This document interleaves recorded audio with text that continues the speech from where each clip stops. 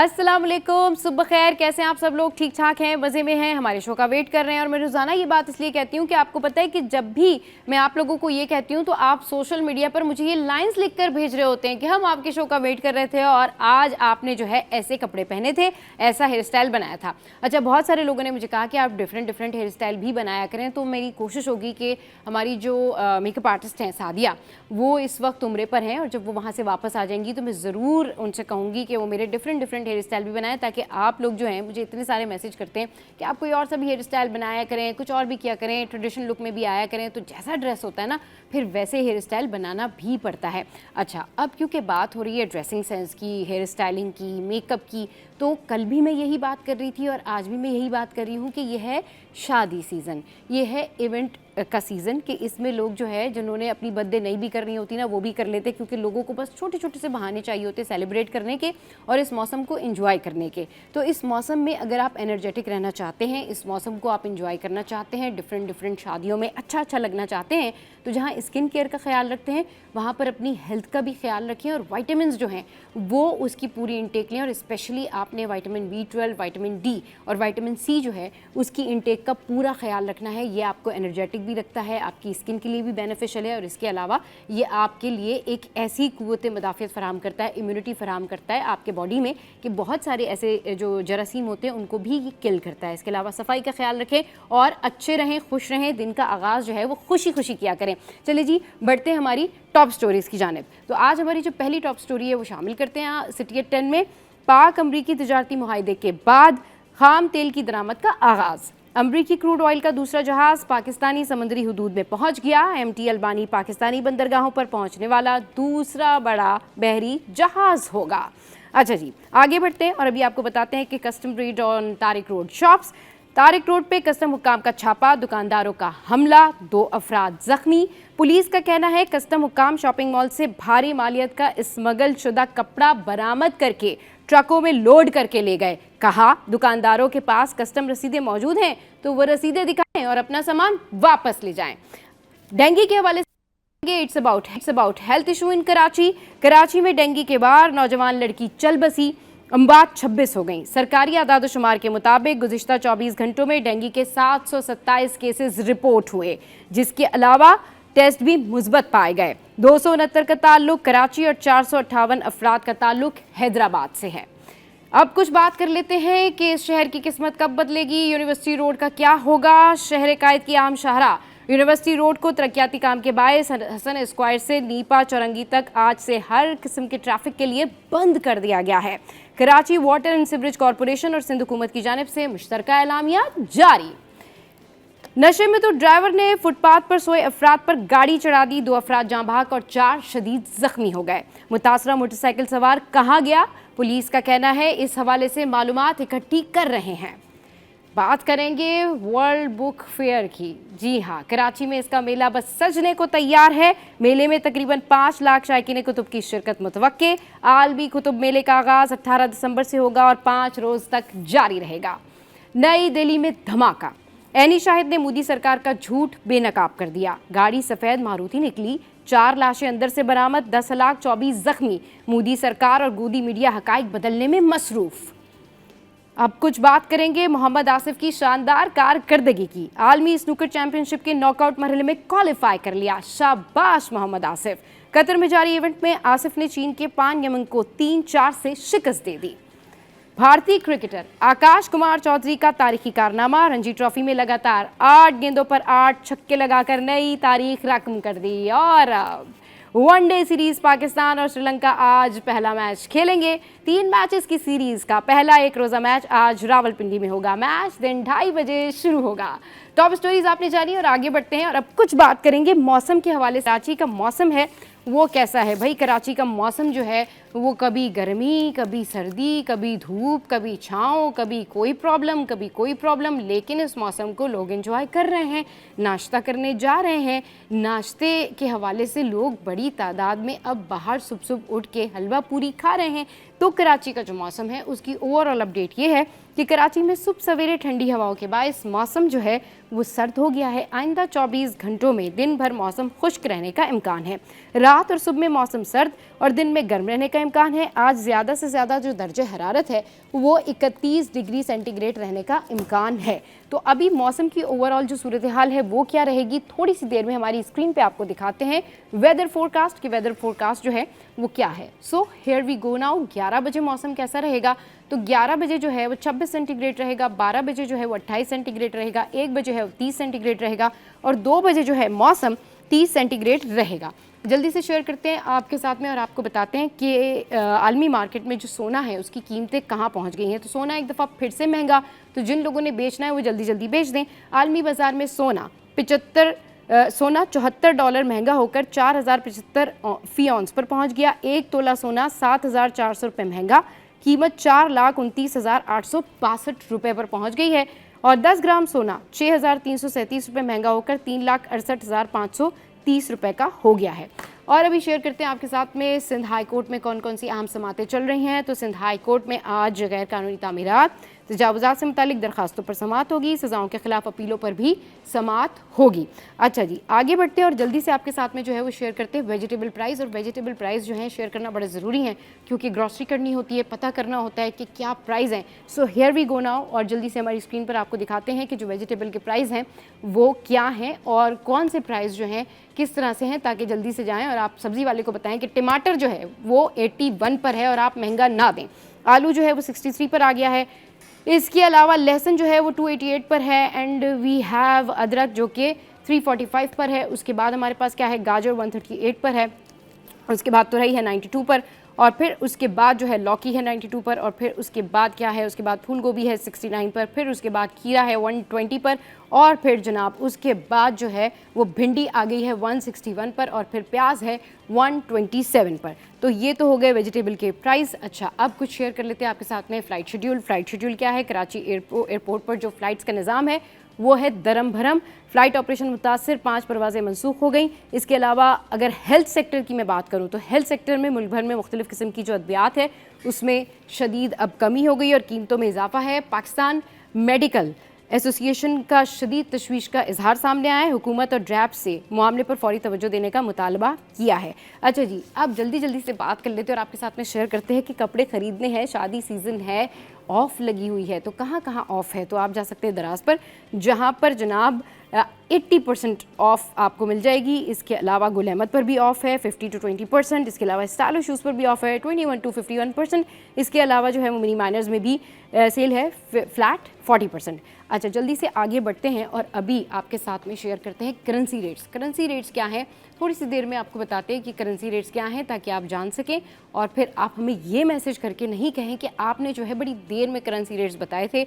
और currency rates आ गए हमारी स्क्रीन पर। ये है ऑस्ट्रेलियन डॉलर 190 पर, कैनेडियन डॉलर जो है 212 पर है। इसके अलावा यूरो जो है 335 पर है। इसके अलावा कुवैती दिनार 922 पर है and we have UK pound 383, Saudi riyal 76 और इसके अलावा यूएई दिरहम जो है वो 77 पर है और यूएस डॉलर जो है वो जनाब आ गए हैं 282 पर। तो ये तो हो गई है जी हमारे करेंसी रेट्स मैंने आपके साथ में शेयर किए। अच्छा जी, पोल्ट्री आइटम्स जो हैं जिसमें ब्लायरन मुर्गी है, इसके अलावा जो दूसरी मुर्गियाँ हैं ना उनके मैं रेट आपको बताती हूँ।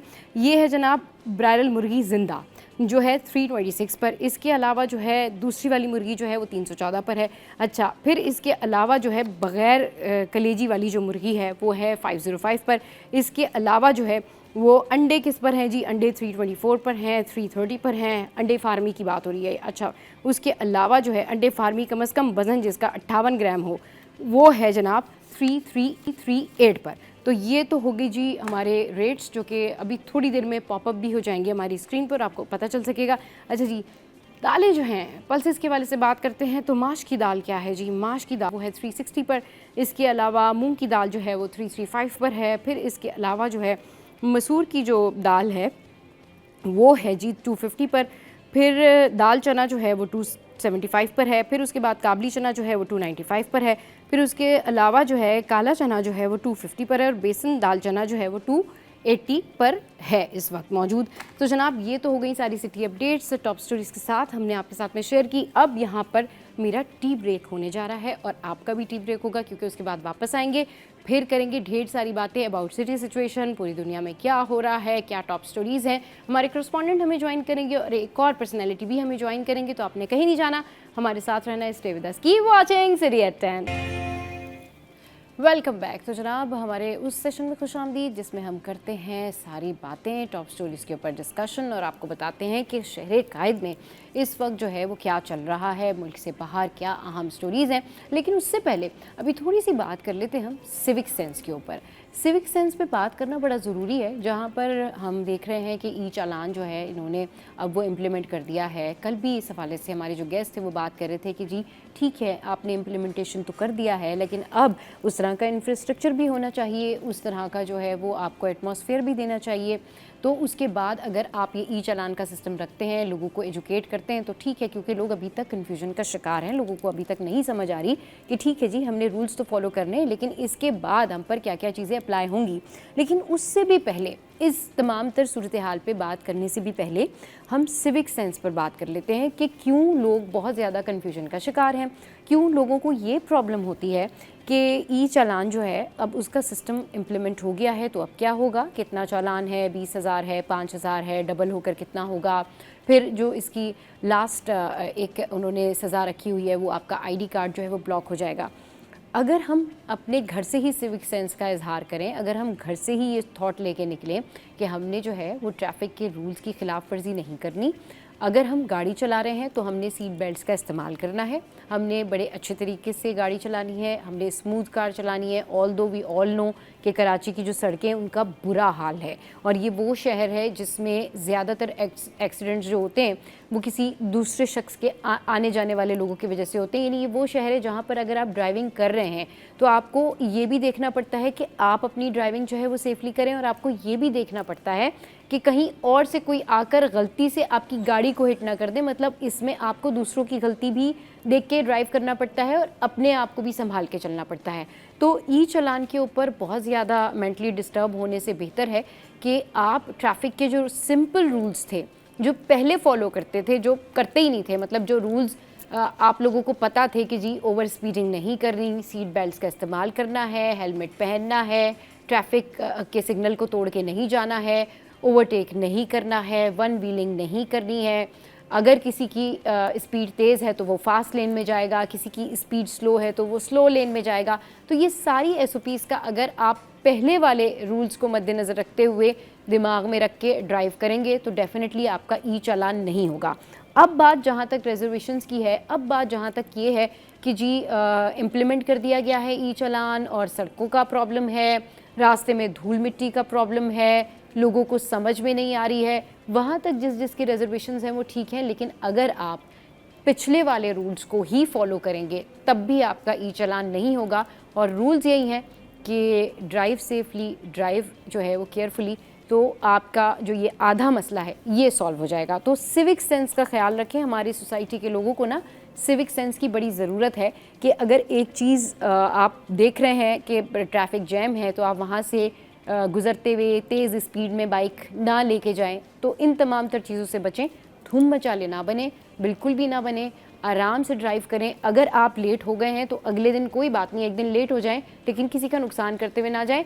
अगले दिन आप थोड़ा 1 घंटा पहले, आधा घंटा पहले घर से निकल जाएं। तो दैट इज़ इट। अच्छा जी, आज की टॉप स्टोरीज़ पर बात करने के लिए हमें हमारी बड़ी प्यारी सी करस्पॉन्डेंट अक्सा ने ज्वाइन किया है। उनको शो में वेलकम करते हैं। Aqsa, welcome to the show. कैसी हैं आप? ठीक है, अल्लाह का शुक्र है, मैं बिल्कुल ठीक हूँ। आप मौसम एंजॉय कर रही हैं कराची का?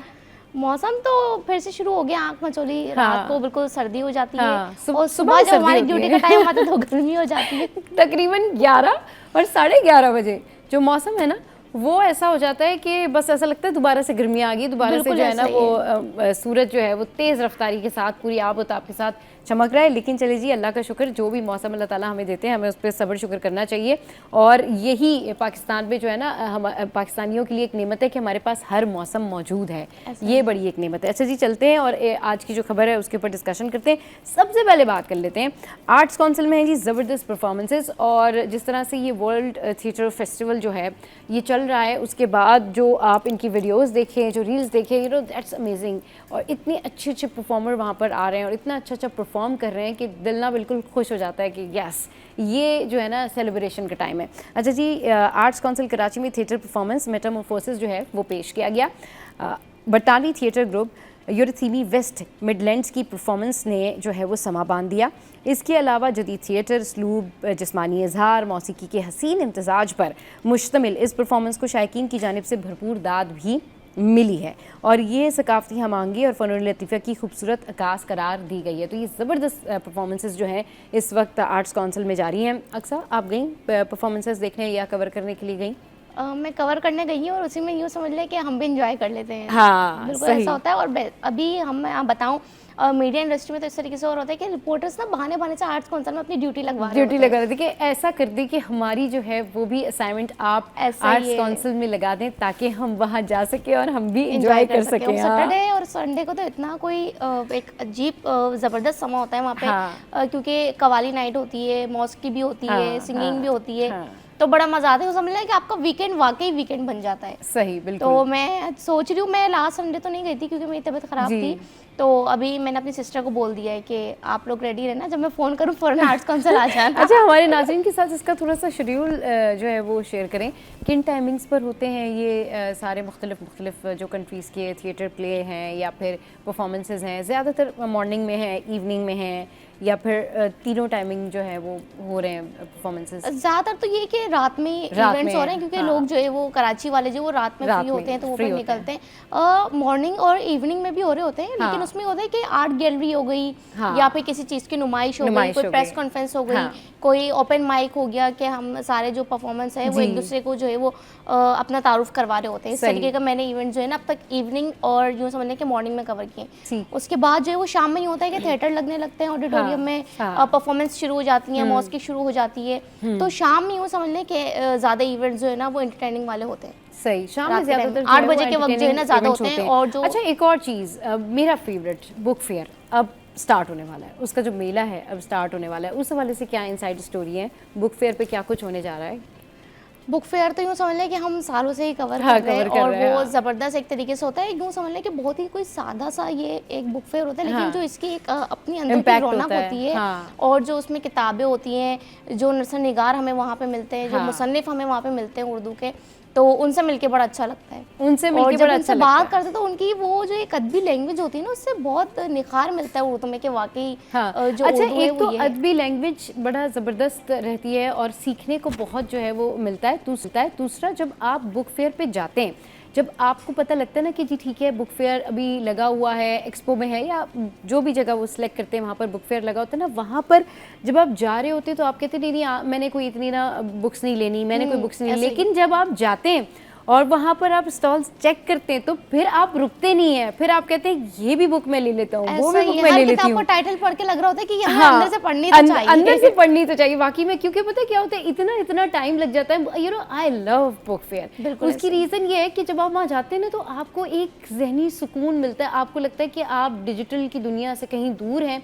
और आप एक ऐसी जगह पर मौजूद हैं जहाँ पर किताब आपको वाकई वो सच्चाई बता रही है, वो मोमेंट शेयर कर रही है आपके साथ में, जो शायद हम डिजिटल मीडिया पर मिस कर देते हैं। क्योंकि डिजिटल मीडिया पर या इंटरनेट पर, सोशल मीडिया पर हमें जो है इन्फॉर्मेशन मिल जाती है, मतलब आपको कोई बता देगा कि ठीक है जी आपने किसी को हर्ट नहीं करना, ये बड़ा बुरा है, इसकी उर्दू भी बता देगा, इंग्लिश भी बता देगा, बहुत सारी चीज़ें बता देगा, लेकिन शायद हर्ट करने का जो मोमेंट होता है वो आपको किताब में मिलेगा कि कोई कैसे हर्ट हो जाता है, किसकी सिचुएशन क्या थी, किसके फीलिंग्स क्या थी। इसीलिए ना book still nobody can beat books, क्योंकि उसकी रीज़न ये है कि जो लोग किताबें पढ़ते हैं विजन उनका खुलता है।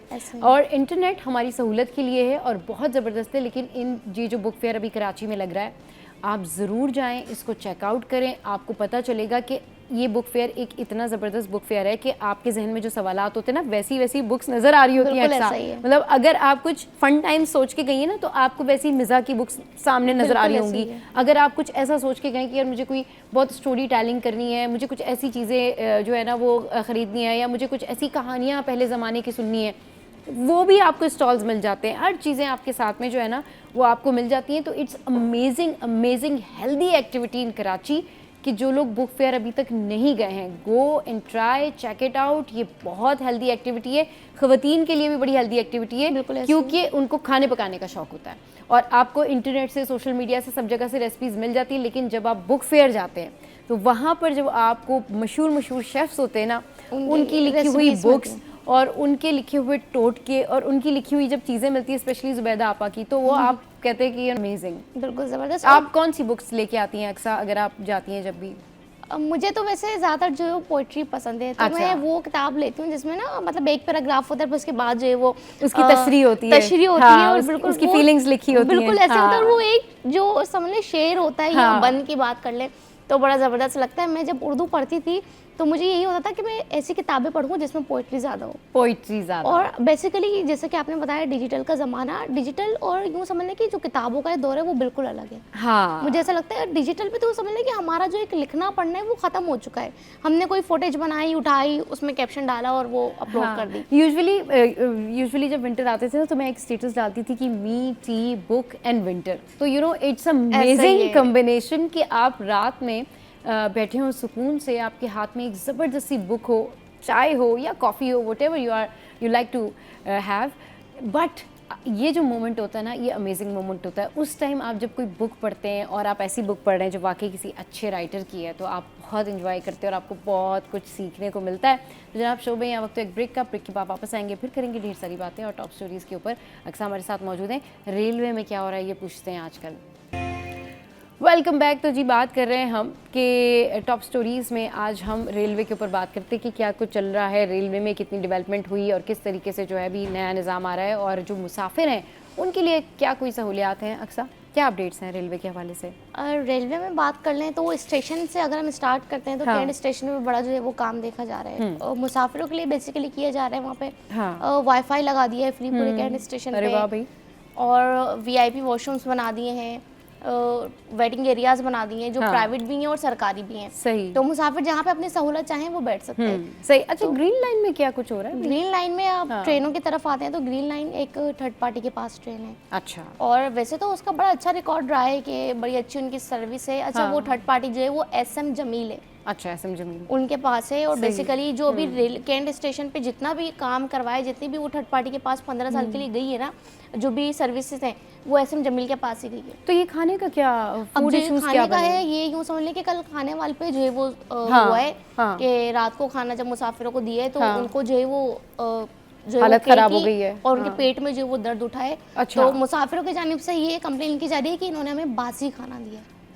अच्छा। और ये पूरे तरीके से, चूंकि इसमें रेलवे इंतजामिया इसलिए कुछ नहीं बोल सकती क्योंकि यूँ समझ लें कि वो थर्ड पार्टी के पास है। तो रेलवे इंतजामिया क्या बोलेगी फिर? वो क्या कहेंगे उनको? जाहिर है जी, क्योंकि वो समझ लें फिर एक कॉन्ट्रैक्ट होता है ना। हाँ, ये होगा कि रेलवे नेक्स्ट टाइम उस पार्टी को कॉन्ट्रैक्ट नहीं देगा कि भाई इनकी तरफ से बहुत ज़्यादा कंप्लेंट्स लेकिन फॉर द टाइम बीइंग जब तक वो कॉन्ट्रैक्ट उस पार्टी के पास है तो कितने लोग ऐसे खाना खा के जो है बीमार होते रहेंगे? ये तो ऑब्वियसली ह्यूमन हेल्थ का इशू है, ये तो लोगों की सेहत का मामला है, जिंदगी का मामला है। बिल्कुल ऐसा ही। और इनको एक्शन तो लेना चाहिए फौरन। सफर में होते हैं ना, उनको उस वक्त कोई डॉक्टर की सर्विस मिल सकती है ना उनको कुछ भी मिल सकता है, मेडिकल हो तो। और बेसिकली जो हमारी ट्रेनें होती हैं वो इतनी वो हाई प्रोफाइल भी नहीं होती कि उसमें हर चीज़ मेंटेन हो। हाँ। तो ये बड़ा मुश्किल हो गया कि कल ये पैसेंजर ने वहाँ पे हंगामा राई भी की है, प्रोटेस्ट भी की है। अच्छा, मेरा जो SM जमील में जब गई थी ट्रेन में सफ़र किया था उस वक्त तो मेरा एक्सपीरियंस तो ये कि बाई चांस अच्छा था, ये उस वक्त ऐसा कुछ नहीं हुआ होगा। तो मैंने तो वहाँ खाना खुद बनते हुए देखा था।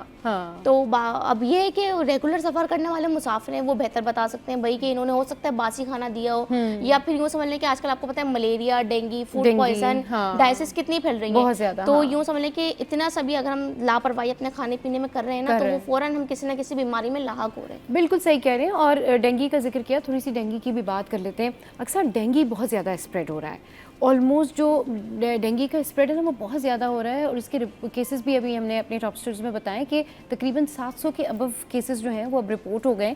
अच्छा, अब जो डेंगू के पेशेंट्स हैं ना उनमें कुछ इस तरह की अलामात भी जाहिर की जा रही हैं कि उनमें कुछ दौरे भी उनको पड़ रहे हैं, कुछ जो है ना वो बिल्कुल उनका जो मेंटल जो है ना वो लॉस भी हो रहा है। तो बहुत ज़्यादा ख्याल रखने की ज़रूरत है। इस हवाले से बताएं कितनी सफाई मुहिम जो है वो की जा रही है, डेंगू के लिए क्या इकदाम किए जा रहे हैं, क्योंकि बिस्तर भी अब कम पड़ रहे हैं।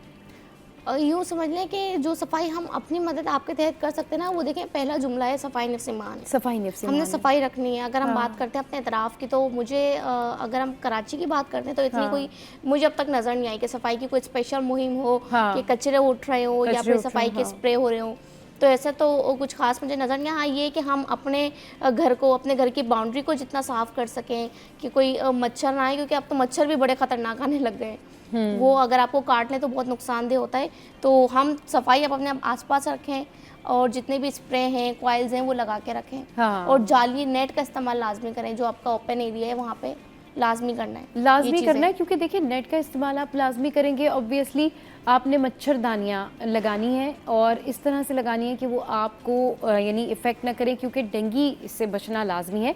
जो लोग भी डेंगू बुखार में मुब्तला होते हैं या डेंगू में मुब्तला होते हैं उनकी इम्यूनिटी कम हो जाती है, ऑब्वियसली उनके ब्लड में जो सेल्स हैं उनका इशू होता है। और सबसे बड़ी बात ये कि अगर ये बहुत सिवियर हो तो ये आपको जो है ना वो आपका मेंटल लॉस कर रहा है, और लोग जो है मुख्तलिफ जो है वो दौरे उनको पड़ रहे हैं, उस तरह की शिकायत हो रही है। और सबसे बड़ी बात ये कि हॉस्पिटल्स में सहूलियात का फुकदान है, और ये आज से नहीं है, ये हर साल जब जब सीज़न आता है, जब जब ये डेंगू के केसेस रिपोर्ट होते हैं, जिस सीज़न में जो भी वायरस रिपोर्ट हो रहा होता है या जो भी वायरल इन्फेक्शन रिपोर्ट हो रहा था ना, उसके हवाले से आप देखिए कि बड़ी तादाद में लोग जिना हॉस्पिटल जा रहे होते हैं, बड़ी तादाद में लोग सरकारी अस्पतालों का रुख कर रहे होते हैं। तो मेक श्योर कि आप पहले तो खुद अपनी केयर करें, सेल्फ केयर करें, उसके बाद अगर आप कोई हॉस्पिटल जाते भी हैं, खुदा न खास्ता ऐसा हॉस्पिटल चूज़ करें जहाँ पर सेहत का मयार जो है वो बड़ा अच्छा हो। क्योंकि यूजुअली हमने देखा है कि सेहत के मयार के हवाले से हमारे जो सरकारी अस्पताल हैं वो हार्डली जो है वो क्लीन होते हैं, या हार्डली वो उस तरह से प्रोवाइड करते हैं पेशेंट को। सरकारी के अलावा कुछ प्राइवेट डॉक्टर्स भी ऐसे हैं जो इंसानी सेहत के लिए खतरनाक है। कल रात का ही मैं बताऊं, हमारे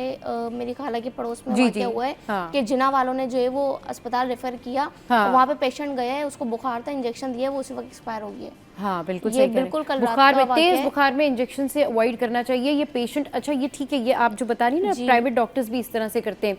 यूजुअली क्या होता है कि प्राइवेट डॉक्टर्स अगर बहुत ज़्यादा वेल एजुकेटेड नहीं है, या फिर उन्होंने जो है वो FCPS नहीं किया हुआ, या उन्होंने अपनी डिग्री के अंदर वो मास्टर नहीं है, या सिर्फ वो अगर उस प्रोसेस में है, या फिर खुदा ना खास्ता वो अताई प्रोसेस में है, हाँ, तो फिर प्रॉब्लम होती है। बिल्कुल ऐसे ही पहले तो हम यूँ होते थे, बीमार हुए तो अम्मी ने पैनाडोल ब्रूफिन पिला दी, सही हो गया। लेकिन आजकल का जो बुखार है वो भी बहुत ढीठ है, बहुत ढीठ है, वो बगैर डॉक्टर के पास जाए खत्म भी नहीं होता है। क्योंकि यूजुअली ये होता है ना कि हमारे यहाँ पे जो अताई हजरात हैं वो बहुत ज़्यादा हैं। दूसरा ये है कि अगर कोई जस्ट MBBS है, उसने सिंपल हाउस जॉब की हुई है, तो उसके पास भी बहुत इस तरह का एक्सपीरियंस नहीं होता कि वो सिवियर केसेस को डील कर ले। ऑब्वियसली जो नॉर्मल डॉक्टर है जिसने अपनी डॉक्टरी पास कर ली है वो सारे पेशेंट्स चेक कर सकता है, लेकिन जब सिवियर पेशेंट होता है, इमरजेंसी केस होता है, तो उसको ऑब्वियसली कोई सीनियर डॉक्टर चेक करता है।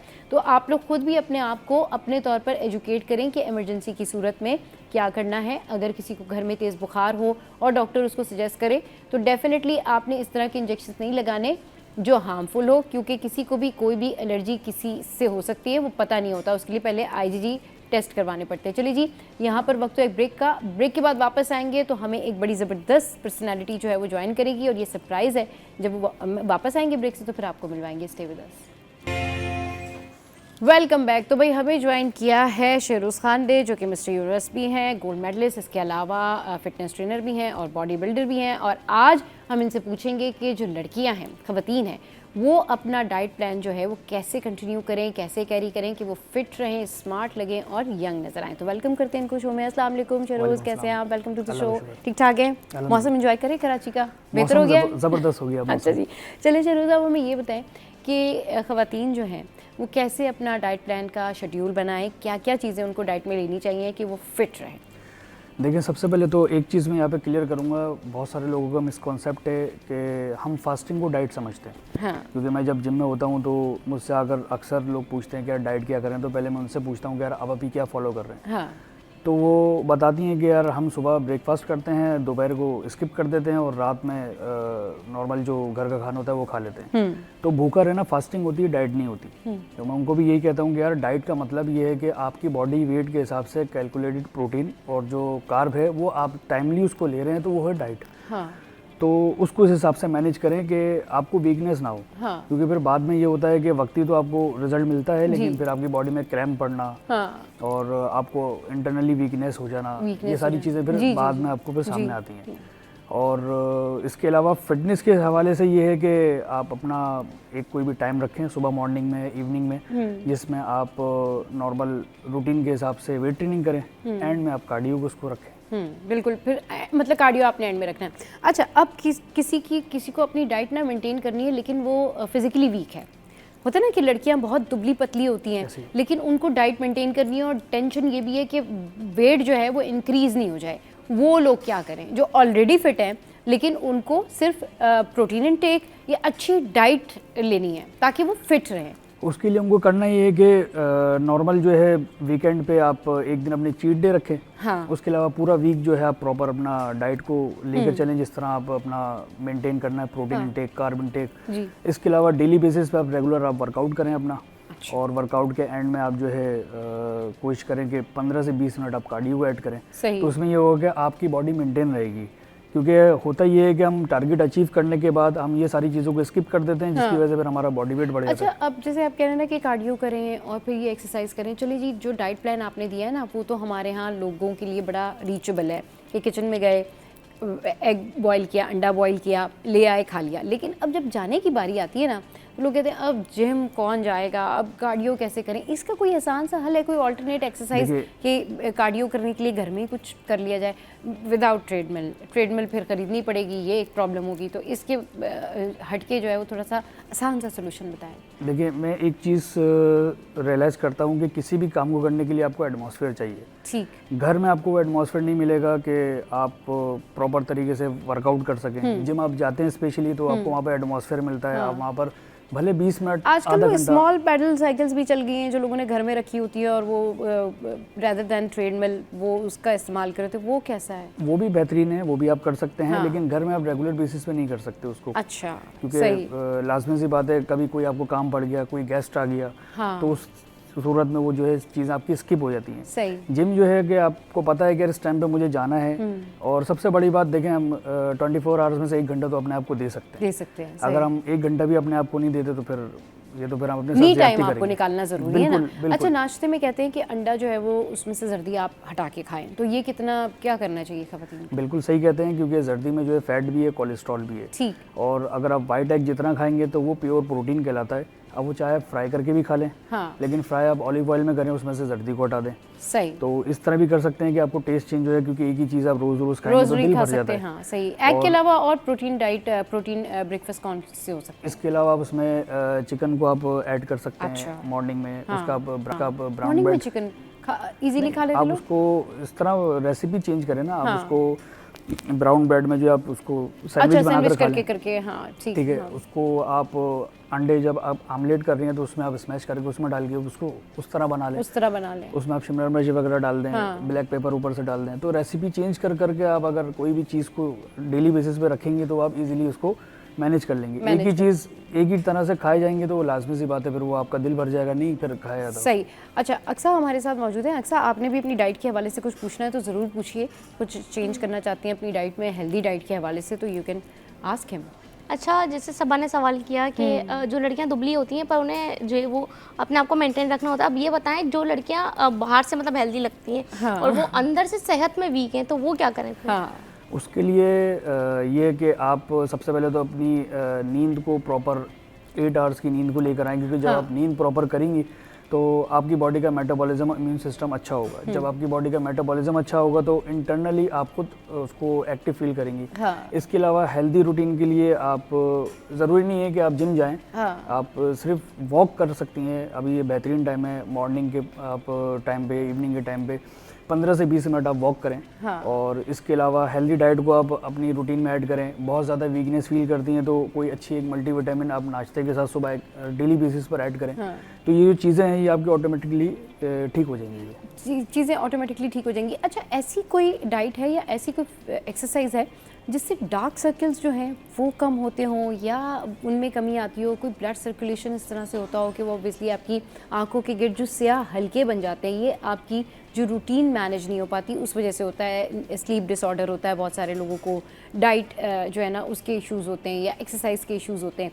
तो ऐसी कोई डाइट या ऐसा कोई ब्रेकफास्ट या ऐसी कोई एक्सरसाइज जो कि डार्क सर्कल्स के लिए बड़ा बेनिफिशियल हो? देखिए, सबसे पहली चीज़ जो डार्क सर्कल आते हैं आपके, वो इस वजह से आते हैं कि आप नींद को प्रॉपर तरीके से नहीं लेते, ज़्यादा जागने की वजह से सारी हाँ। चीज़ें होती हैं। इसके अलावा ब्लड सर्कुलेशन के लिए बेहतरीन एक्सरसाइज मैंने आपको पहले भी बताया, कार्डियो है। कार्डियो आपकी पूरी होल बॉडी के लिए, ब्लड सर्कुलेशन के लिए बेहतरीन एक्सरसाइज है। ये ज़रूरी नहीं है कि आप ट्रेडमिल पे कार्डियो करें, आप नॉर्मल सर्विस। अच्छा, जो लोग वॉक नहीं, मतलब जो लोग ट्रेडमिल पे नहीं कर सकते, वो लोग रात में 15-20 मिनट अगर वॉक कर लें, that calculate in a particular thing. यही चीज़ प्रेफर करता हूँ अपने तमाम क्लाइंट्स को भी कि ट्रेडमिल पे वॉक करने से बेहतर है एज कम्पेयर टू आप सरफेस पे वॉक करें, क्योंकि ट्रेडमिल आपको वॉक करवा रही है, आप खुद नहीं कर रहे हैं। सरफेस पे जो आप वॉक करेंगे वो 15 मिनट भी और आपके फिर लिए जो बहुत ज़्यादा ग्रास पे वॉक करने का जो एक इम्पैक्ट है ना, वो आपकी बॉडी पे है ही डिफरेंट।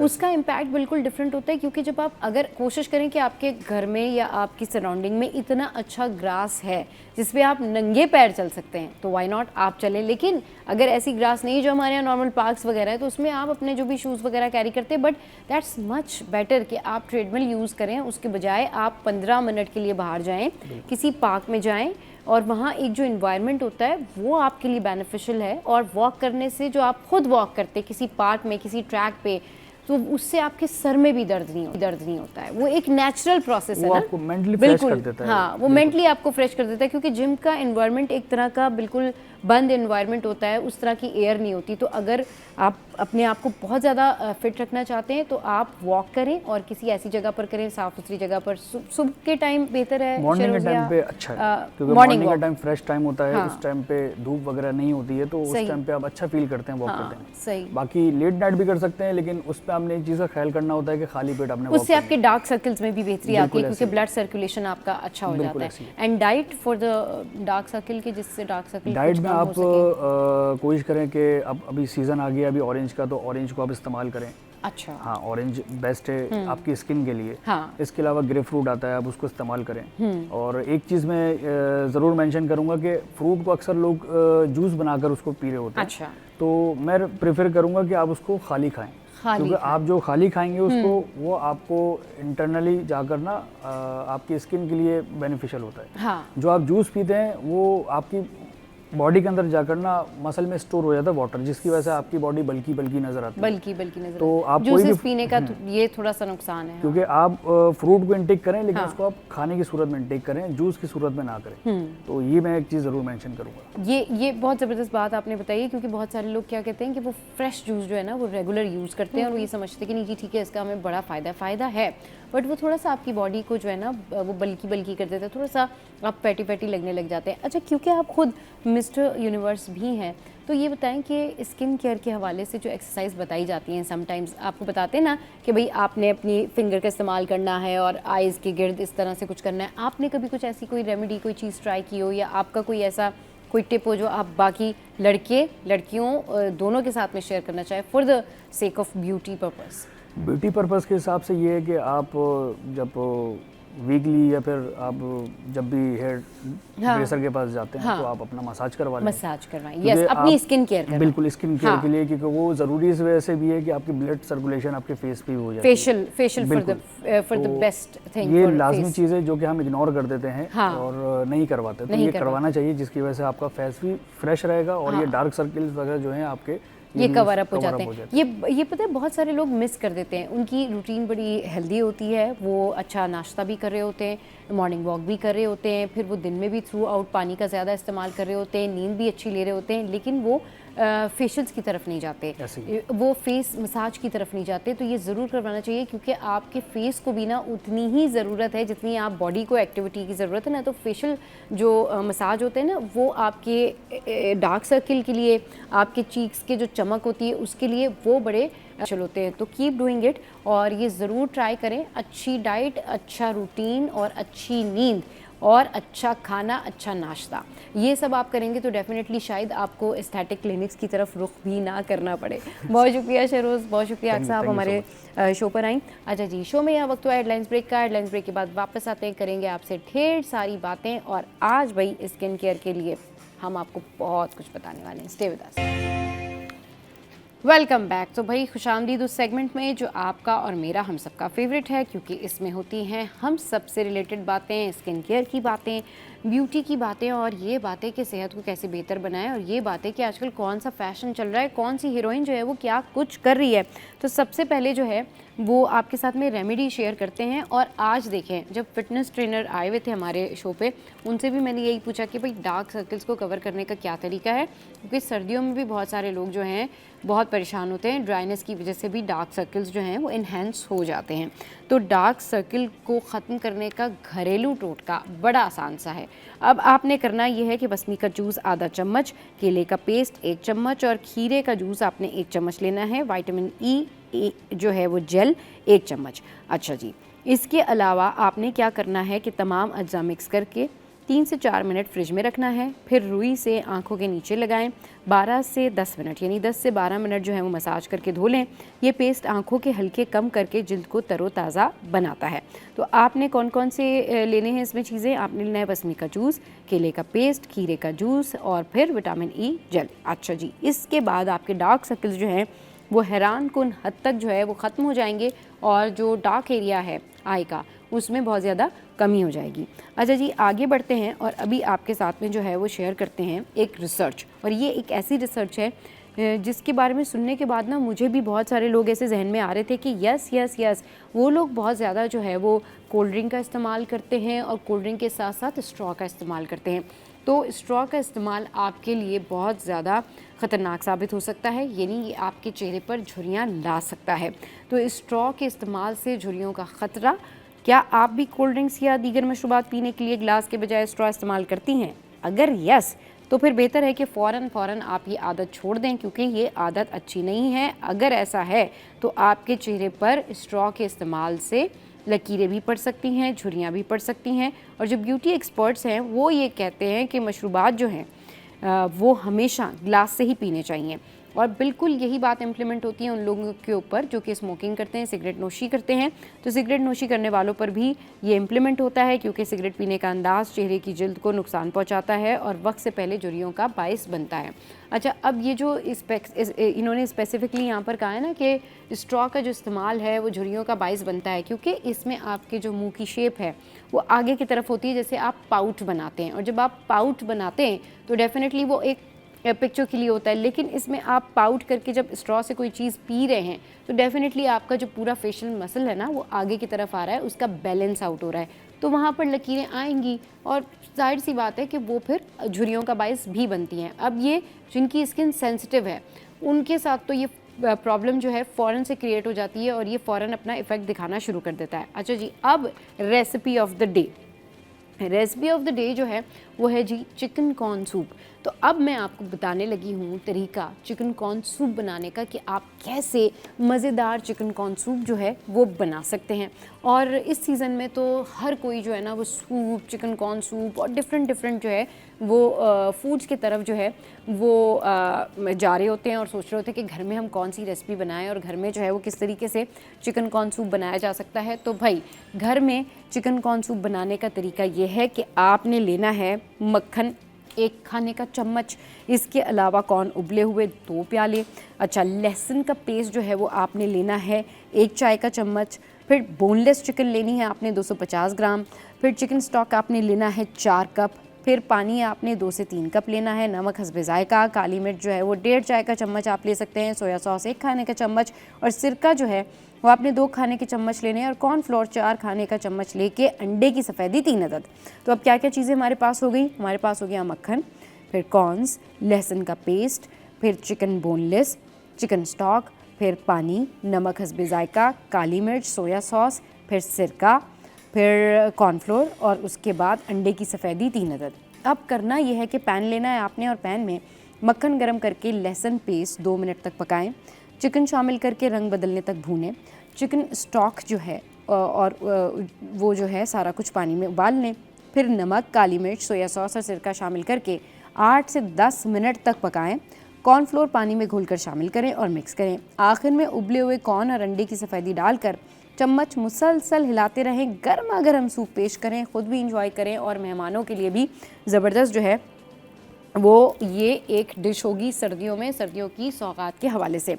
अच्छा जी, अब आगे बढ़ते हैं और आपको दिखाते हैं कि दुनिया में बहुत सारे रिकॉर्ड्स तो बन रहे हैं। Welcome back. तो भाई आज हम बात करेंगे वायरल इन्फेक्शन के हवाले से। बच्चे हों, बड़े हों, बुज़ुर्ग हों, फिर सभी लोग जो है इस मौसम से बच नहीं पाते हैं। होता यही है कि किसी न किसी को खांसी हो रही है, किसी को नज़ला है, ज़ुकाम है, बुखार है, फ़ीवर है। लेकिन अच्छी बात यह है कि आज हम आपको जितनी भी रेमेडीज़ बताएंगे ये कुदरती तौर पर नेचुरल जो है वो आप इससे सेहतियाब हो सकते हैं, यानी कि कहना चाहिए कुदरती शिफा जो है वो आपको मिलेगी। तो इस पर बात करने के लिए आज हमारे साथ डॉक्टर बिल्किस और शाह भाई मौजूद हैं। उन दोनों को शो में वेलकम करते हैं। अस्सलाम वालेकुम, वेलकम टू द शो। कैसे आप लोग? ठीक ठाक हैं? सलाम, अल्हम्दुलिल्लाह ठीक ठाक। अच्छा जी, ये बताएं कि आजकल वायरल इन्फेक्शन जो है वो बहुत ज़्यादा इन है, स्पेशली बच्चों में नज़ला, खांसी, बुखार और ये सारी चीज़ें हैं, सीने की जकड़न, ये सारा कुछ। तो ये कैसे जो है वो क्या रेमेडी होनी चाहिए कि ये बच्चे ठीक हो जाएं? सबसे पहले इम्यूनिटी, ठीक है। ठीक है। आपके बच्चों की अगर इम्यूनिटी अच्छी होगी तो वो वायरसेस उन पे कम असर डालेंगे। सही। अब वायरसेस का ये कि हमारे यहाँ कोविड ने हमें एक चीज़ सिखाई थी कि आपने मास्क पहनना है, ठीक है। लेकिन हम मास्क क्या पहनते थे? सही। किसी के भी यहाँ नहीं होता था, ठीक है ना। हाँ। मास्क पहनना इसलिए कि अगर किसी एक को वायरल इन्फेक्शन है तो वो छींका, क्योंकि उसकी डेंसिटी ऐसी होती है कि वो फिर फिजा में रहता है। हाँ, सही, बिल्कुल। और उससे अगर जिनकी लो इम्यूनिटी होती है, लो विटामिन D3 होता है, वो लोग ज़्यादा मुतासिर होते हैं। सही। पहले के ज़माने में होता था कि हर मौसम के आने से पहले उनकी तैयारी होती थी, हाँ, है ना। सही। कि जैसे ख़ज़ा का मौसम आता है तो डिप्रेशन बहुत हो जाता है, पतझड़ हो रहा होता है, और ख़ज़ा के मौसम में बहुत ज़्यादा मिट्टी उड़ती है, हाँ। जिससे वायरल इन्फेक्शंस के साथ सीजनल एस्थमा जो है ना वो बहुत ज़्यादा इन हो जाता है, ठीक है। और ये रहता है टिल फेब तक, जब तक दोबारा बाहर ना आ जाए, और बाहर आता है तो पोलन एलर्जी होती है। तो prevention is better than cure. बच्चों की इम्यूनिटी को अच्छा करें ताकि उसमें इतनी स्ट्रेंथ हो, इतने स्ट्रॉन्ग हो कि वो इन चीज़ों से लड़ सके। इम्पैक्ट भी आए तो बहुत कम आए। हाँ। लौंग बहुत अच्छा है, यानी कि अगर बच्चों को आप दूध भी पिलाते हैं, हाँ, तो लौंग, दालचीनी और इतना सा अजवाइन, हल्का सा, बहुत ज्यादा देने की जरूरत नहीं है। सही। लेस इज मोर, बहुत कम। एक लौंग डाल दी, इतनी सी दालचीनी डाल दी, इतना सा सौंफ, और इससे भी कम अजवाइन दूध में उबाल के दे दें, हाँ, इससे भी उनको फर्क पड़ेगा। अच्छा, एक और चीज जो बच्चों में माएँ करती, ठंडा खाना खिलाना। अच्छा, वो बिल्कुल भी नहीं, नीम गरम खाना देना चाहिए। सही। और ऐसा भी होता है कि अगर आपके घर में कारपेट्स हैं, बिल्लियां हैं या कबूतर हैं, सही, पेट्स ना, पेट्स, हाँ, तो उसकी एलर्जी भी होती है, तो उससे भी बच्चों को बचाएं। सही। यानी कि ये देखिए ना, ये वो चीज़ें हैं जो बेसिक चीज़ें हैं जो लोगों को सीखने की ज़रूरत है, समझने की ज़रूरत है। हाँ। वरना क्या होता है कि एक दफ़ा नज़ला, खांसी, बुखार हुआ, एलर्जी हुई, ठीक हुई, फिर इलाज कराया, वो बार बार एलर्जी होती रहती है। हाँ, 3 to 5 डेज का टाइम होता है। अगर, और अब तो ऑल ओवर द वर्ल्ड कहते हैं कि आपने जो है घर की रेमेडीज से इसको क्योर करने की कोशिश करें, बजाय कि आप एंटीबायोटिक्स दें। एंटीबायोटिक्स हाँ, वो अगर आपका बुखार उतर ही नहीं रहा तो फिर आप डॉक्टर के पास लास्ट में जाए। बुखार का मतलब है कोई इन्फेक्शन है, सही, आपकी बॉडी आपको बता रही है कि there is something going on, तो आप उसको जो है ना क्रेटर करना है, हाँ, तो उसके लिए आप डॉक्टर के पास जरूर जाएं। ये ना करें कि पिछले साल आपके बच्चे को जो दवाई दी थी वो पर्चा निकाला, हाँ, और वो देखा फौरन से, और फौरन जाके वही चीजें लेकर आके वही बच्चों को खुद ही डॉक्टर बन गया, खुद ही सेल्फ मेडिकेशन करा दी। बिल्कुल। देखिए, सेल्फ रेमेडीज सेव्ड है, एटलीस्ट वो जो आप है अप्लाई कर सकते हैं, अप्लाई कर सकते हैं, वो आपके लाइफ थ्रेटनिंग नहीं है। लेकिन अब आपको पता है कि आपके बच्चे को डेंगू हुआ है? नहीं पता ना, आपने टेस्ट नहीं करवाया। हाँ। और आपने डेंगू में आपने वो वाली दवाइयाँ दे दी, एंटीबायोटिक्स दे दी, तो उसका तो पूरा अंदर का सिस्टम ही खत्म हो जाएगा। ऑब्वियसली कौन सी दवाई किस लिए है, कम से कम सेल्फ मेडिकेशन नहीं करनी चाहिए। सेल्फ मेडिकेशन के बहुत ज़्यादा नुकसानात हैं, और ये बात बहुत अच्छी की है डॉक्टर बिल्किस ने कि आपने लास्ट ईयर जो मेडिसिन जो है अगर अपने बच्चे को दी होती है तो वो आप अगले साल भी वो ना निकाल के दें। वो प्रेस्क्रिप्शन जो है वो लास्ट ईयर का था, तब उसकी बॉडी कंडीशन लास्ट ईयर वाली थी। तो ये चीज़ों का ध्यान रखा करें। कॉलर ने हमें ज्वाइन किया है, तो वो जानते कि कौन कहाँ से बात कर रहे हैं। अस्सलाम वालेकुम, कौन बात करे, कहाँ से? कौन कहाँ से? याहिया बात कर रहा हूँ, कराची बफर जोन से। याहिया कैसे हैं आप? अल्हम्दुलिल्लाह माशाल्लाह, बहुत अच्छे लोगों को बुलाती हैं, और जाहिर हकीम साहब की तो मैं बात इसलिए नहीं कर सकता, इनकी तो मैं हर प्रोग्राम में तारीफ करता हूँ। बिल्किस आपा का जो इतना तजुर्बा है ना माशाल्लाह, बेहतरीन तजुर्बा है, और ये अच्छे बड़े तरीके से हमें ना बताती हैं, हमें डांट भी देती हैं बहुत वक्त कि आप इतने अक्लमंद आदमी फिर भी ऐसी हरकतें करते हैं। तो मेरा एक सवाल इनसे, ये दोनों से, बिल्किस आपस तो मेरा सवाल ये कि देखिए, आप हर चीज में बहुत सारी किसी चीजों में बताया शहद यूज होता है, लेकिन मेरी प्रॉब्लम ये है कि मैं यकीन करें कि इस्लामी शहद, नॉन इस्लामी शहद, फला शहद, धमाका शहद, छोटी मक्खी का, इतना मुश्किल है शहद को जज करना कि आखिर हमें शहद अच्छा कहाँ से मिलेगा, उसकी परख क्या है। एक ये सवाल हो गया। और हकीम साहब से मेरा सवाल ये कि मैं एक प्रोग्राम में पहले ही से पूछ चुका हूँ, और अब इसलिए पूछ रहा हूँ कि आजकल लोगों को बहुत प्रॉब्लम है, वायरल इन्फेक्शन है, सारी एंटीबायोटिक खा के लोगों का हाल बुरा हो जाता है। अब ये वो एक जो कहवा इन्होंने मुझे बताया था, वो मैं चाहता हूँ रिपीट कर दे कि जिस कहवे के अंदर आपकी जो सीने में बलगम होता है ना, वो निकल सके। उससे बड़ी प्रॉब्लम हो जाती है, खांसी जो होती है, तो बलगम निकालने के लिए कुछ कहवा बता दें तो जरा बेहतर रहेगा। Thank you. अच्छा ठीक है, okay, thank you very much for calling अस। अच्छा जी, बलगम दूर करने के लिए कहवा। अच्छा, बलगम दूर करने के लिए एक तो गागल्स जरूर किया करें। होम्योपैथिक में कैलेंडुला आता है, मैरीगोल्ड यानी गेंदे के फूलों का अर्क आता है, वो मदर टिंचर में लेके वो उसका गरारे ज़रूर किया करें। और एक मैं कहवा बता देती हूँ, उसमें आपने लौंग डालना है 2, वही चुटकी अजवाइन डालना है, बड़ी इलायची डालना है। बड़ी इलायची को चौथा हिस्सा जो है कूट के वो भी आप डाल दें, सौंफ डाल दीजिए, और पिंच अजवाइन डाल के इसको उबालिए। जब उबाल लेंगे तो इसमें अदरक का जूस और जो है ना पुदीना के पत्ते, सही, ये मिक्स करके छानने के बाद अदरक का जूस, पुदीना डाल दीजिए, इसको पी लीजिए। सिप सिप जैसे चाय पीते हैं वैसे पीजिए, तो इससे बहुत फ़र्क पड़ेगा। नॉर्मल सलाइन ड्रॉप मिल भी जाता है जो बच्चों के नाक में डाला जाता है, बड़ों को भी चाहिए। ये मौसम जो है उसमें नॉर्मल सलाइन ड्रॉप जो है ना नाक में ज़रूर डालें ताकि आपका ये क्लियर हो। ठीक है। और इस मौसम के खाने खाएं। इस मौसम में मैं हर जगह देखती हूँ कि रेडियो पे हर जगह मिल रहा होता है केला। सही, वो नहीं खाना, वो नहीं खाना। टोमेटो केचप नहीं लेना, और इस तरह की चीजें ना नहीं खाना। शाहबाई बहुत ज्यादा हंस रहे हैं, क्योंकि इसमें ना बड़ा सस्ते हो जाते हैं। इस मौसम में जो है ना बनाना बहुत सस्ते हो जाते हैं। अगर आपने खाना भी है तो आपने दोपहर को देना है, और प्लीज बच्चों को नहीं दें, उनको जो उसकी तासीर जो है वो उसका इफेक्ट हम नेचुरोपैथ कहते हैं जिसमें लेस होता है ना, तो वो आपके लिए जैसे चावल में लेस होता है, मैदे में लेस होता है, तो इस वजह से नहीं। हालांकि जड़ी बूटियों का लेस अच्छा है। हाँ बिल्कुल सही है, वो नहीं देना। और शहद का मैं आपको बताऊं, अनफॉर्चुनेटली शहद जो शहद का ये होता है कि ये वाला शहद आप ना उधर जाते हैं कि कौन सा छोटी मक्खी का शहद आप आंखों में डाल सकते हैं। वो पूछ रहे थे डिफरेंट ये सब जो है चीज़ों को बेचने की गिमिक से आप कहते हैं कि अजवाइन का शहद, क्या वो अजवाइन के बाग से बना है? आपको पता है बना हुआ है? नहीं, वो है उसकी किसी को भी नहीं पता है, सोर्स नहीं पता है। बस बहुत माजरत के साथ हम बहुत अच्छे अच्छे नाम रख देंगे, मदीना रख देंगे, मक्का रख देंगे, इस्लाम रख देंगे। मेरे स्टोर के नाम बता दिए। अच्छा, क्या इसमें क्या, मुझे थोड़ा सा बताएं।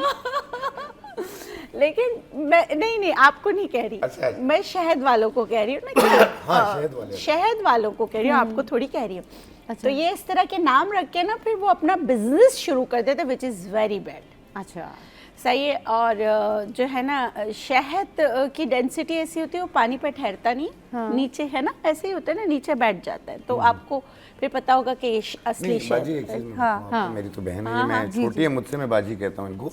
लेकिन एक चीज़ मैं बताऊँ आपको कि जब शहद मक्खियां बना रही होती हैं, आप उसके सर पे नहीं होते हैं कि ये छोटी बना रही है, बड़ी बना रही है। हाँ, उसमें मिक्स होती हैं, ठीक है। आप वो जो बॉल बनता है शहद का, जब उसको काटते हैं या उसमें से शहद निकलता है, आप बिल्कुल वाइट कलर का होता है।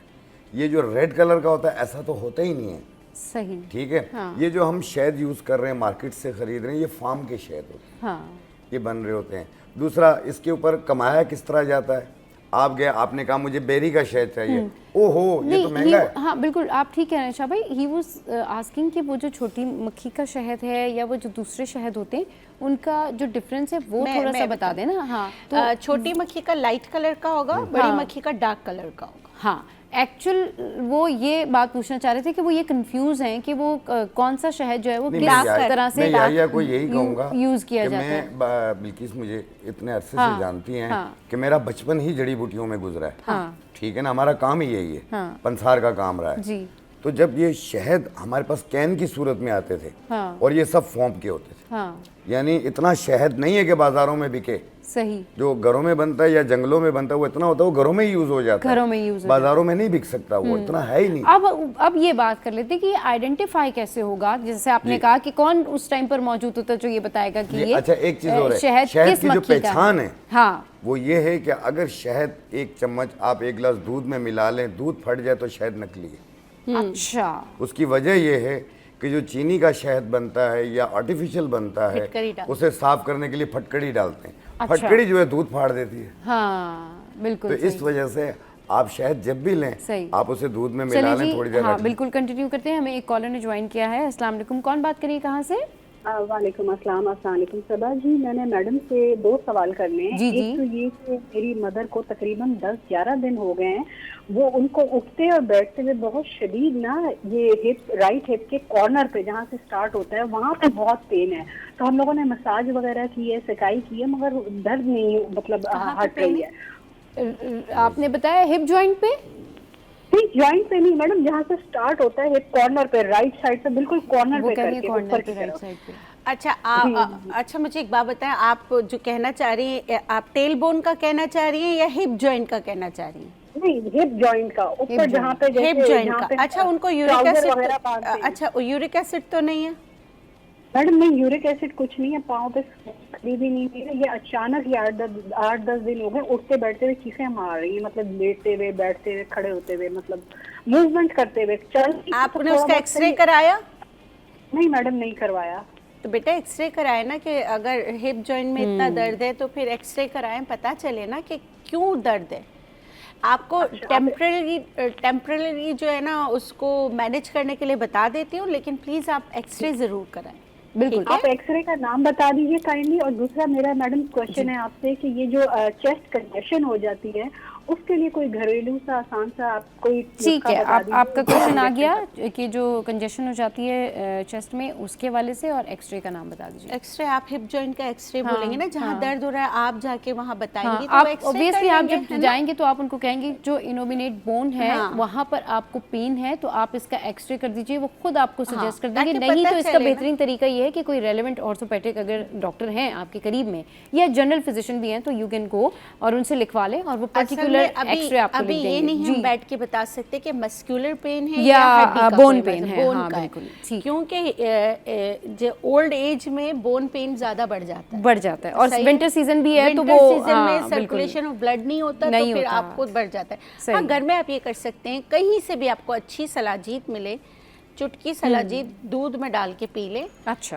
किसी भी किस्म का, या मस्कुलर होगा या आपके मतलब के उस हड्डी का होगा, तो उसमें आपको फर्क पड़ जाए। अच्छा, यही सेम जो आपने बताया है रेमेडी, ये जो घुटनों के, बहुत सारे लोग ये भी कहते हैं ना कि हमें घुटनों में या जॉइंट्स पेन बहुत ज़्यादा है, उठते बैठते, और कोई रीज़न भी नहीं पता लग रही होती, ना उनकी बोन कोई क्रैक होती है, ना कोई और पैटेलर प्लेक्सस का इश्यूज़ होते, कोई इश्यूज़ नहीं होते, लेकिन उनको जॉइंट्स में पेन होता है। चलिए जी, इस पर भी बात करेंगे, लेकिन एक छोटे से ब्रेक के बाद। हमारे साथ रहिए।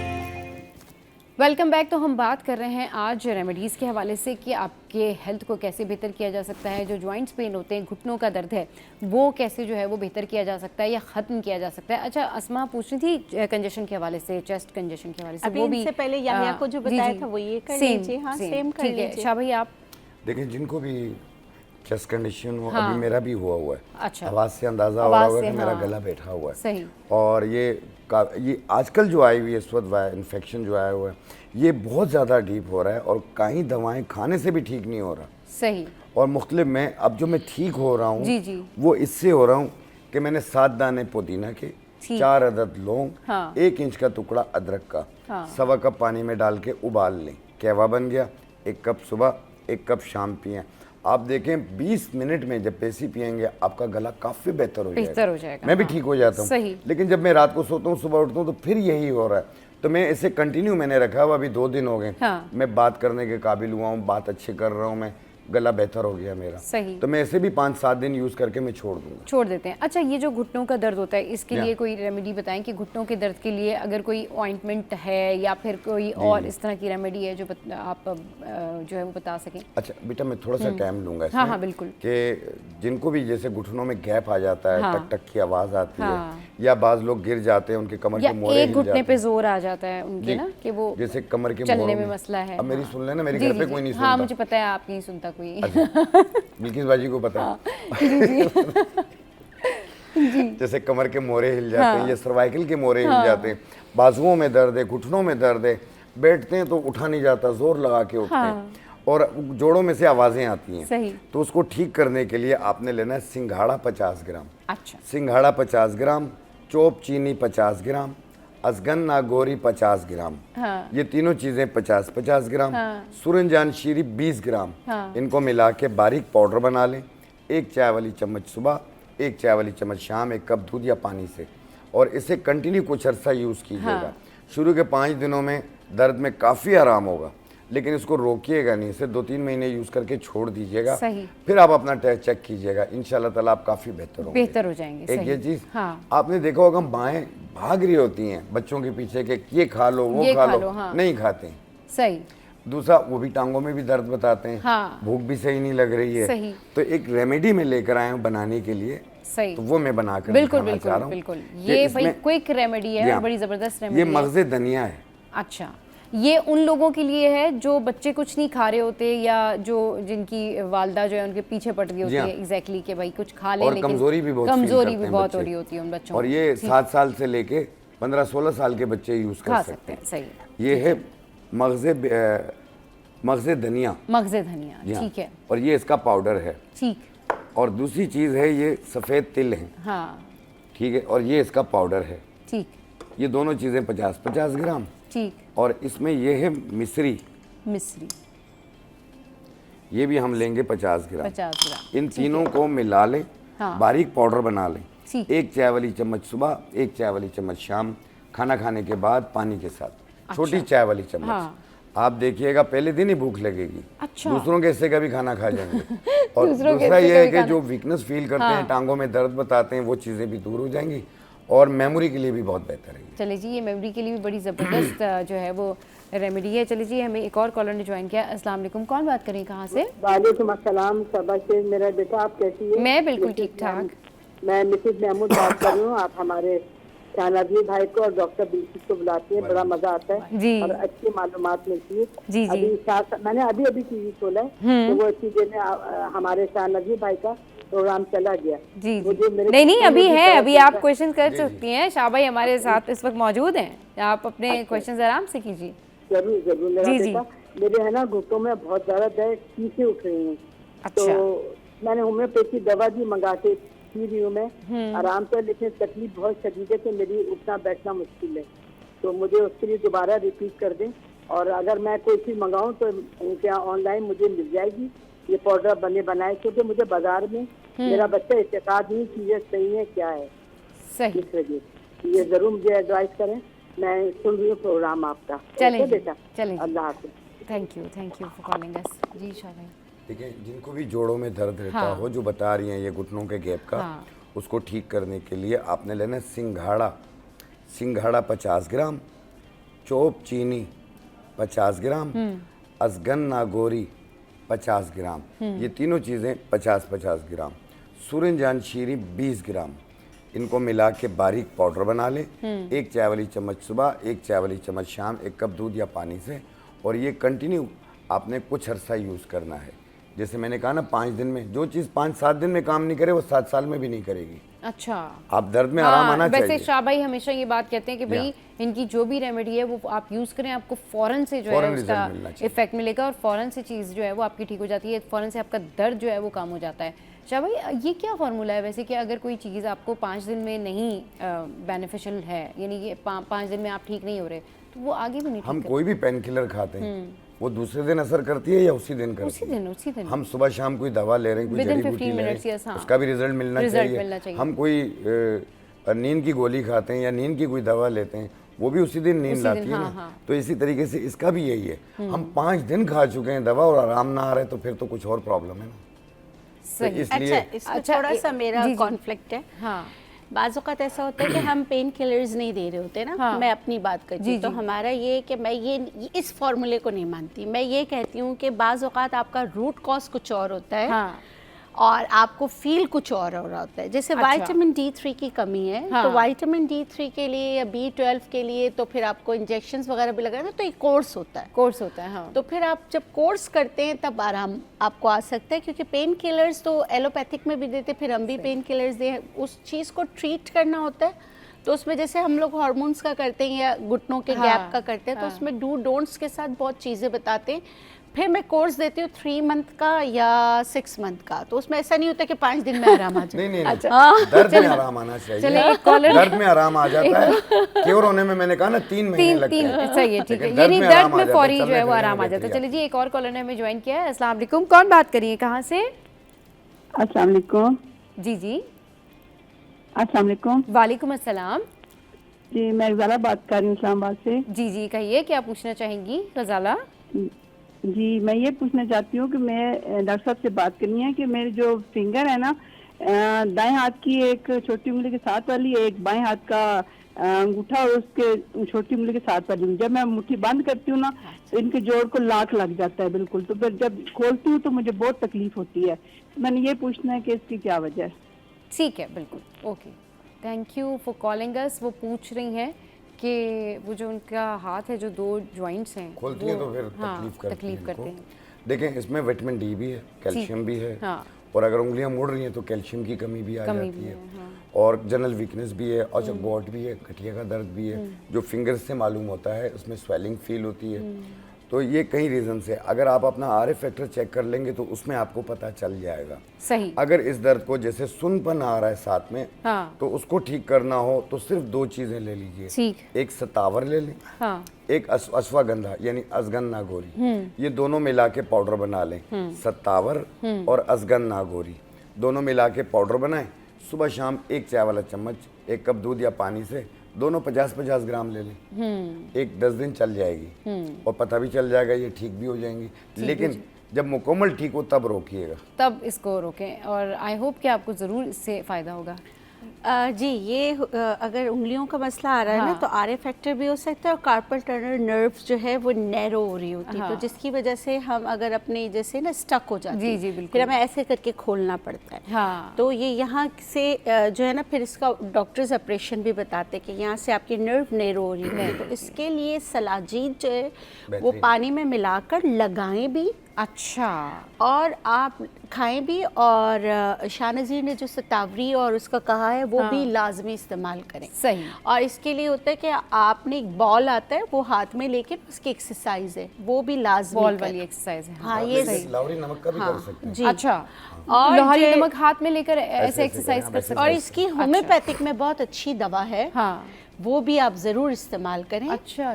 तो होम्योपैथिक से ये जो कार्पल टनल नर्व का मसला होता है तो वो सही हो जाता है, वो ठीक आपको ऑपरेशन की ज़रूरत नहीं होती। अच्छा जी, एक और कॉलर ने हमें ज्वाइन किया है। अस्सलाम वालेकुम, कौन बात करिए, कहाँ से? अस्सलाम वालेकुम, मैं इफ्रा बात कर रही हूँ कराची से। जी इफ्रा, पूछिए, क्या पूछना चाहेंगी? अम्मी, जो मेरी मदर है, उनके पाँव में बहुत ज़्यादा खिंचाव होता है, बहुत ज़्यादा एलर्जी है, बहुत ज़्यादा उन्हें खारिश होती है, और बहुत सारी दवाइयाँ ले ली, उन्हें फर्क नहीं पड़ता। एलर्जी कैसी है? एलर्जी किस तरह की है इफ्रा? बस खारिश बहुत ज़्यादा हो जाती है, बहुत स्किन ड्राई होती है उनकी, और कितनी भी क्रीमें लगा रेड पैचेस बने हुए हो जाती है और बहुत खारिश होती है। अच्छा, पैचेस बने हुए रेड? जी। और उसमें पानी आता है? नहीं। अच्छा अच्छा कुछ भी नहीं, बस वो स्किन ऐसी फटने लग जाती है जी। और बस ऐसा लगता है कि बस बहुत ज्यादा तेल लगा लेती हैं। इसलिए उनने कुछ नुस्खे देखे थे, एक लेमन और हना नींबू में और तेल में मिला के लगाने का, चमेली का तेल, लेकिन उससे भी कोई फर्क नहीं पड़ा। उनकी बहुत ही ड्राई स्किन है। ड्राई स्किन में लेमन कैसे लगा रही हैं आप? हाँ, और वो तो इचिंग करेगा। चमेली के तेल में डाल के लगाया था। चमेली के तेल में डाल के लेमन लगाया था। चलें बिल्कुल, अभी आपको बताते हैं कि इसका क्या जो है वो सोल्यूशन है। वो कह रही हैं कि उनकी अम्मी जो है स्किन ड्राई है और चमेली के तेल में डाल के ड्राई स्किन और सोराइसिस दोनों में हमें फ़र्क करना है ना। ड्राई स्किन हर एक की सर्दियों में हो जाती है, लेकिन सोराइसिस इम्यून डिसऑर्डर है जिसमें आपको मछली की तरह ऐसे गोल गोल से होते हैं, उसमें से आपकी खुश्की झड़ती है, पैचेस भी बनते हैं।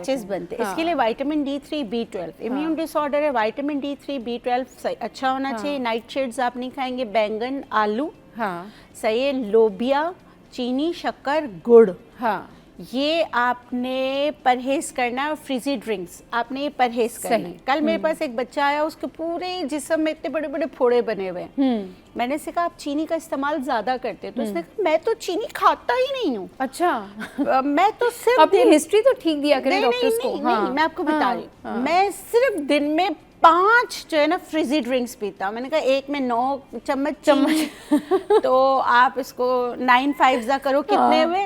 फिर है, मैंने कहा पढ़ तो लो।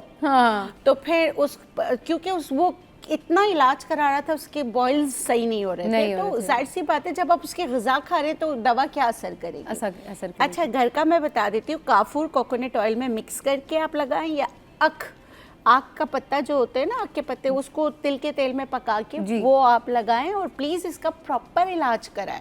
हाँ बिल्कुल इफ़रा, आप इसका प्रॉपर इलाज कराएं और डेफिनेटली ज़रूर डॉक्टर को दिखाएं। अच्छा चलें जी, एक और कॉलर हैं जिन्होंने ज्वाइन किया है। अस्सलाम वालेकुम, कौन बात करे, कहाँ से? वालेकुम, मैडम अकबर साहब बात कर रहा हूँ, बलूचिस्तान लोरलाई से। अच्छा जी, पूछिए क्या पूछना चाहेंगे? मैडम आप लोगों ने इधर फतवे में लिखा हुआ है कि खून के जब गाढ़ा हो जाए तो उसके लिए ये चीजें, लीमू है, कावा है, अदरक है, ये चीजें का इस्तेमाल किस तरह किया जाए और कब किस टाइम किया जाए? ठीक है, अभी आपको बताते हैं। बिल्कुल, अच्छा वो पूछ रहे हैं कि जो खून गाढ़ा हो जाए तो उसके लिए क्या किया जाए। चलिए जी, आपका जो क्वेश्चन है उसका आंसर लेते हैं ब्रेक के बाद। तो अभी छोटी सी ब्रेक, उसके बाद वापस आ रहे हैं। Welcome back. तो एक कॉलर ने हमें कॉल की और उन्होंने पूछा कि जी अगर खून गाढ़ा हो जाए तो उसके लिए क्या करना चाहिए। शाह भाई, देखिए जिनका खून गाढ़ा हो या उनका कोलेस्ट्रॉल लेवल भी बढ़ रहा हो, साथ में ट्राइग्लिसराइड बढ़ रहा हो, तो अर्जुन की छाल, अच्छा 1 इंच का टुकड़ा 1.25 कप पानी में डाल के उबाल लें। सही, कहवा बन गया। 1 टाइम रोजाना पिए। सही, आप देखें 2 महीने पिए और फिर अपना लिपिड प्रोफाइल करवा लें।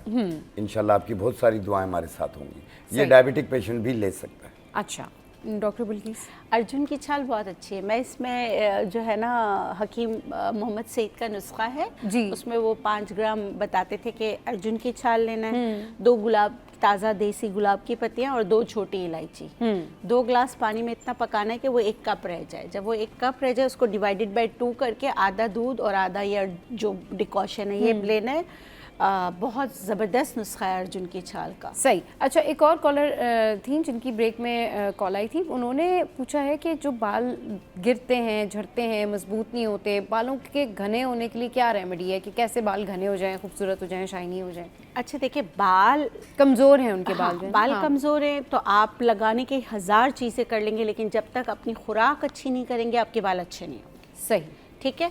और बालों की खुराक है दूध, दही, अंडा, मछली, ठीक सही है ना, प्रोटीन, ठीक, जो कैरेटीन में तब्दील होता है आज। और अब लगाने के लिए मैं आजकल सब्जियां बड़ी अच्छी आई हुई, वो मैं बता देती हूँ। भिंडी को चॉप करके उसको पानी में उबाल लें, छान लें। हाँ, तो ये फिर जब इसको छान लेंगे तो जितना ये होगा उतना ही आप उसमें एलोवेरा जेल मिक्स करें, मेथी दाना और कड़ी पत्ता। अच्छा, इस सब को ब्लेंड करके जूस निकाल लें। ये आप तिल के तेल के साथ सर की जड़ों में लगाएं। दूसरा जिंजर, जिसमें जिंजरोल होता है। सही। अदरक जिंजर ऑयल और नेचुरलाइज का भी बहुत मशहूर है क्योंकि हम इसको पूरा इन्फ्यूज्ड करके बनाते हैं, उसमें रोजमेरी एसेंशियल ऑयल के साथ आप अच्छा, रोजमेरी एसेंशियल ऑयल के साथ, तो वो बहुत अल्हम्दुलिल्लाह बहुत फ़र्क पड़ता है। अच्छा ये बताएं कि बहुत सारे ऐसे बच्चे होते हैं जो छोटे बच्चे होते हैं, आपने देखा होगा कि वो बार बार उनकी मदर्स जो हैं उनको दवाइयाँ दे रही होती हैं, एंटीबायोटिक भी दे रही होती हैं, सिरप भी दे रही होती है, लेकिन वो बहुत ज़्यादा अनकंफर्टेबल फील कर रहे होते हैं, आंखों से पानी बह रहा है, नज़ला है, खांस रहे हैं, छींक रहे हैं, मतलब एक उनको ना एक कंटिन्यूस कंडीशन होती है, इसके लिए क्या रेमेडी है? अच्छा, इसके लिए उनको मैं बहुत ज़बरदस्त सी रोटी बनाना बताती हूँ, ठीक है? सिंघाड़ा देखिए शाह नज़ीर कितना बताते हैं और बहुत ज़बरदस्त है। आप 1 पाव सिंघाड़े का पाउडर ले लें, सही है। अच्छा, बच्चे की रोटी तो 1 पाव तो बहुत ज़्यादा हो जाएगा, इतनी मज़े की ये रोटी बनती है, सही मीठी रोटी बना के दें आप। अच्छा, सही। आपने जितना गंदम का आटा लिया ना उतना ही आप सिंघाड़ा ले, सिंघाड़े का पाउडर ले लें, दोनों को मिक्स करें। इसमें बच्चों को मीठा अगर देना है थोड़ा सा गुड़ डालें, ओके, बजाय नमक के गुड़ डालें, गुड़ डालें, गुड़ डाला, उसके बाद देसी घी डाल के इसको अच्छी तरह मैश किया। उसके बाद इसमें अगर बच्चों को दे रहे तो दूध में गूंद ले, गर्म दूध में या पानी के साथ गूंद ले, छोटी छोटी टिकलियां बना के, क्योंकि फट जाती है। बड़ों को जौ के आटा, गंदम और सिंघाड़े के साथ दें, बुजुर्गों को उनको नमक डाल के दें, बच्चों को सिंघाड़े के पराठे बना के दें। अच्छा, खा भी लेंगे, उनको ताकत भी आएगी, फिर उसमें आप तिल डाल सकते हैं, अच्छे हो जाते हैं ना, जबरदस्त से पराठे, फिर उस पे जो है ना मक्खन डाल के, देसी घी डाल के दें, जबरदस्त जी। तो ये फायदा भी हो जाएगा और बड़े अच्छे से पेट भर के खाना भी हो जाएगा, इम्यूनिटी भी हो जाएगी अच्छी। बाज़ लोग सुबह उठते हैं, हाँ, चेहरा धोते हैं, सही, या धूल मिट्टी खुशबू बदबू कोई भी चीज़ जैसी लगती है उनको तो छींकें शुरू हो जाती हैं, 20-25 छींकें एक साथ आती हैं, गला खराब हो जाता है, बहुत सारी एंटी एलर्जीज खाते हैं जिससे नींद भी आती है बहुत ज़्यादा, और गला भी ख़राब है, बुखार सा फील होता है। तो उसको ठीक करने के लिए 2 चीज़ें ले लें आप। ये बनफशा के पत्ते हैं, सही, बनफशा के पत्ते 1 चम्मच, और ये मुलेठी 1 इंच का टुकड़ा, ओके, 1.25 कप पानी में डाल के उबाल लें, कहवा बन गया। 1 कप सुबह, 1 कप शाम, सिर्फ 3 दिन पी लें, सही, आपकी एलर्जी काबू हो जाएगी। फिर उसके बाद अगले महीने दोबारा करें आप, फिर अगले महीने दोबारा करें, जब मुकम्मल ठीक हो जाए आप बंद कर दें। मुकम्मल ठीक हो जाए जब बंद करें। चलिए जी, हमें एक और कॉलर ने ज्वाइन किया है। अस्सलाम वालेकुम, कौन बात करिए, कहाँ से? मेरा नाम सबिहा है और मैं कराची से बात कर रही हूँ। जी जी, क्या पूछना चाहेंगी सबिहा?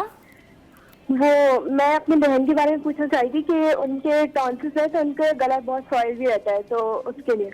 अच्छा ठीक है, बहन को टॉन्सिल्स हैं इनके ना, तो गले के लिए पूछना चाह रही हूँ जी। अच्छा देखिए, टॉन्सिलाइटिस में ना पुस्ते शीरी बहुत अच्छा होता है। अच्छा, पुस्ते शीरी को शहद में मिलाकर पीसकर पाउडर बना के शहद में मिला के चटा भी सकते हैं, और इसका कहवा बनाकर भी जो है ना इस्तेमाल कर सकते हैं। लेकिन टॉन्सिल्स जो हैं वो आपके चौकीदार हैं, आपके चौकीदार जो है इन्फ्लेम्ड हो जाते हैं। क्यों?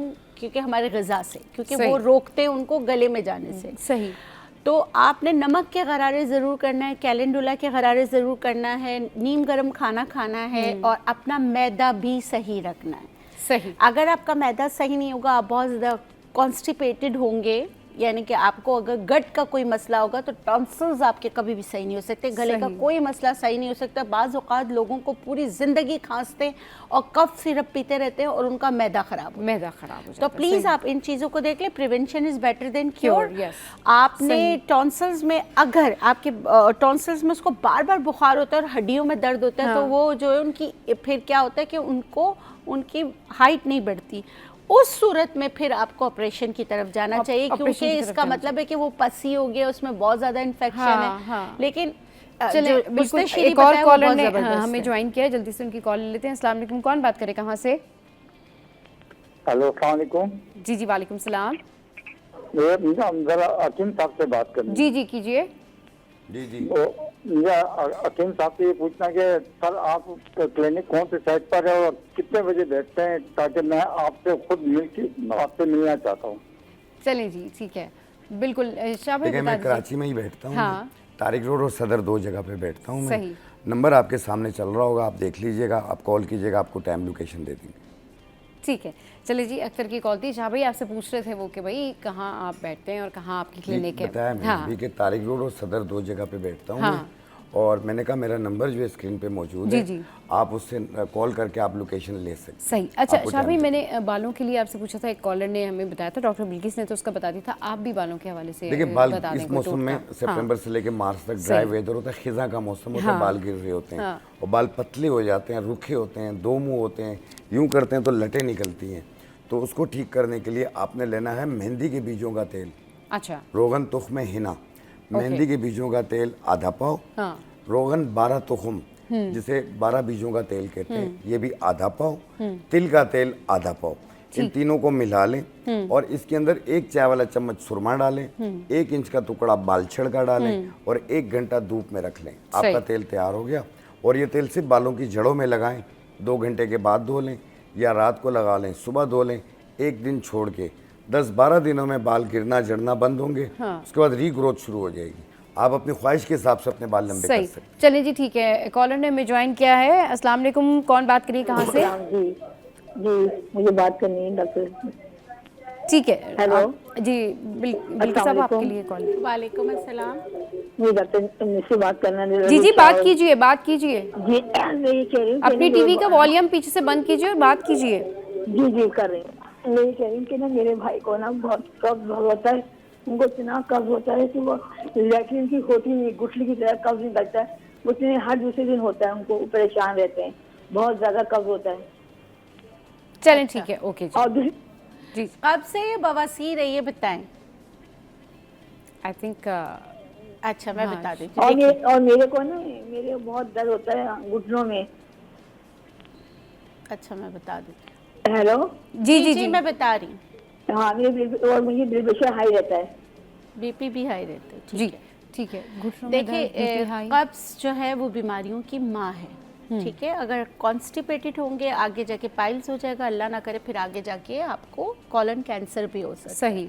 इसको इजी नहीं लेना। अब मुझे आपकी हिस्ट्री नहीं पता कि आपको शुगर है या नहीं है। अगर शुगर तो 3 इंजीर रात को भिगो लीजिए, सुबह आपने वो नीम गरम जो है इंजीर पानी के साथ इंजीर भी खा लेना है। आजकल आमलों का आए हुए आमलों का इस्तेमाल करें। और शदीद कब्ज़ की सूरत में मैं बता देती हूँ, आपने आंवला पाउडर लेना है 50 ग्राम। सही।